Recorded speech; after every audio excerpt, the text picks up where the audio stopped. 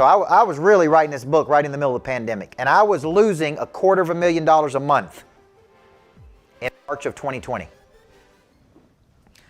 Okay? And that hurt my feelings. But you know what it really did for me? It motivated me.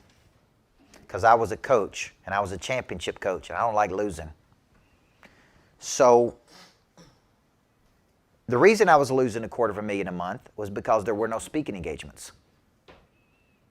And not only were there not any speaking engagements, a lot of the people had paid me half the fee for me to speak, and they wanted their money back because they couldn't have a speaking engagement because the government wouldn't let them have it. So now I was getting chargebacks. So now it's like, hey, I know we paid you $15,000, and that's half of what your fees are. We'd like that $15,000 back. Okay? So it wasn't just bad, it was real bad. Okay? So my whole staff was used to flying around on private jets. They're used to staying in nice hotels. They're used to being around some of the coolest people in the world because I do events with all these cool people. And literally, three of my staff members went through depression. Everybody's locked up in their house. Now this job ain't that fun.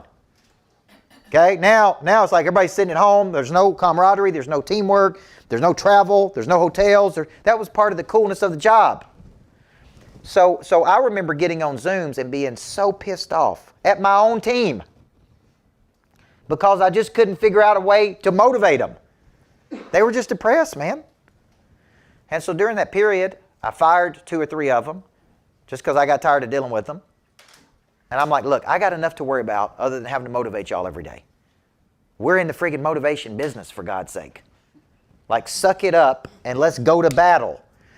So I would go home at night real frustrated. And that frustration was a good thing because it forced me to get creative.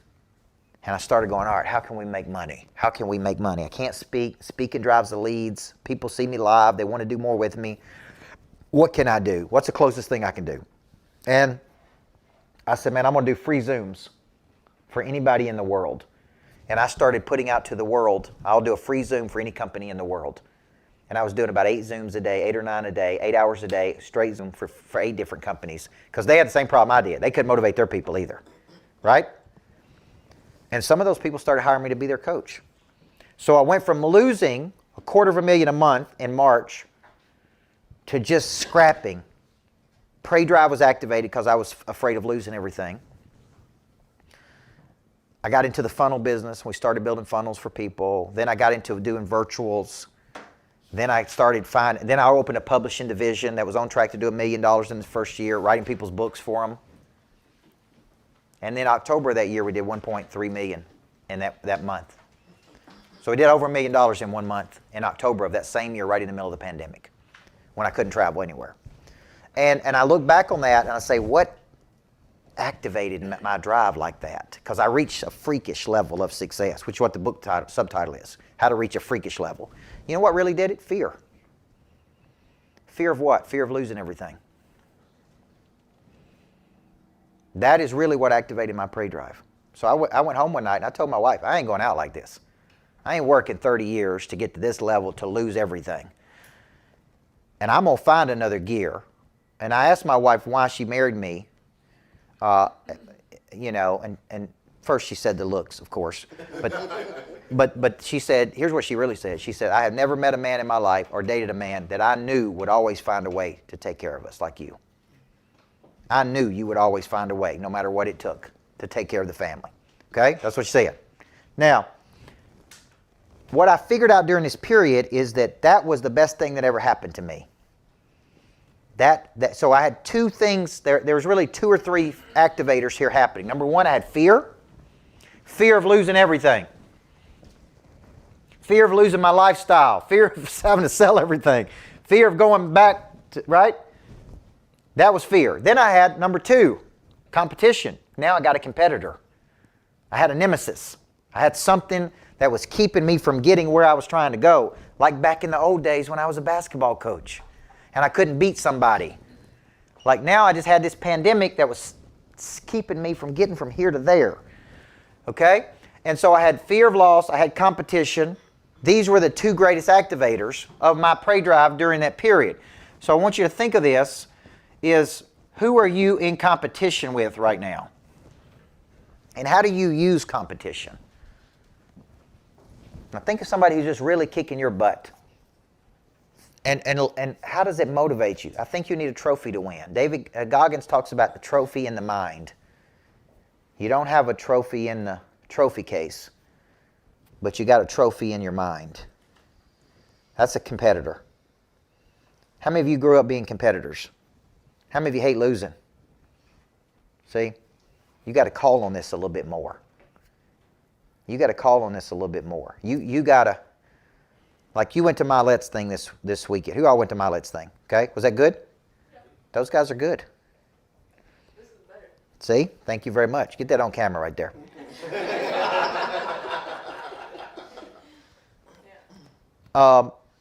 Because I see those guys, they're all friends of mine. Not so much Frisella because I don't know him that well, but Milette has been good to me. Endorsed the book. I could call him right now. He would answer. He's always been good to me since we spoke together at 10X. Grover's always been good to me. A lot of those guys have been really good to me, but here's the deal. They're still friendly competitors to me. Because you got a choice many times to spend your money with them or spend it with me. Does that make sense? I appreciate that competition. So when I see that Milette's got 3,000 people on a Saturday in Nashville, you know what that activates in me? My pray drive.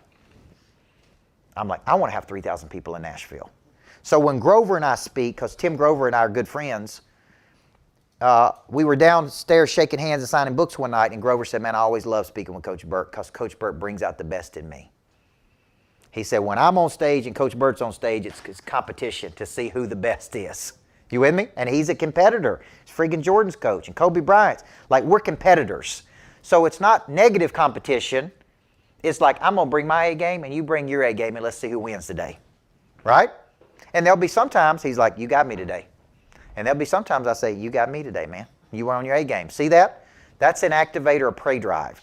So if I'm a real estate agent, see, a lot of people tell you don't compare yourself to other people. Is that what you hear? Yes or no? Because comparison creates unhappiness. Here's what I would tell you. Find the best people in the world and compare yourself to them.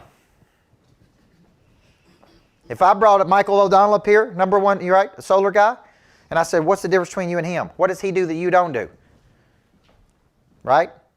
Like I had an adversary when I was a coach in Shelbyville High School right down the road. I couldn't beat this dude named Rick Insell. It took me 7 years to beat him, and I beat him in an exhibition game. Didn't even count. You with me? But it did count. Because I got his attention that night that we beat him in that exhibition game. And you know what it told me? We can do this. We can do this. I can play in this arena. So for you, I would tell you don't compare and live in an unhappy state. Like, don't live in a state where you're constantly unhappy. Live in the gap. Live in the gain, not in the gap. But here's what I would tell you. You need some competition to light your fire every now and then. Yes or no? You need to look up. Don't look down. Don't compare yourself to people down here. Compare yourself to people up there. So fear and competition. Now, look at number 3. Exposure is I see something with the eyes or in the mind. So how many of you, when you're around big-time people, it activates your prey drive?